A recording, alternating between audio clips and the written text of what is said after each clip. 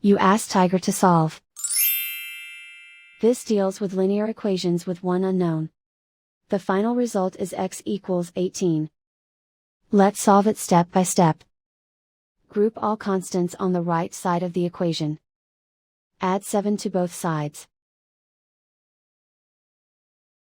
Simplify the arithmetic.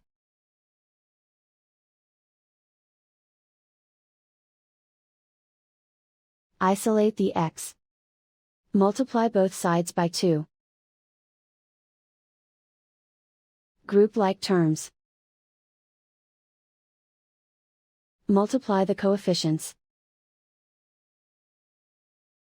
Simplify the fraction. Simplify the arithmetic. And so the final result is x equals 18.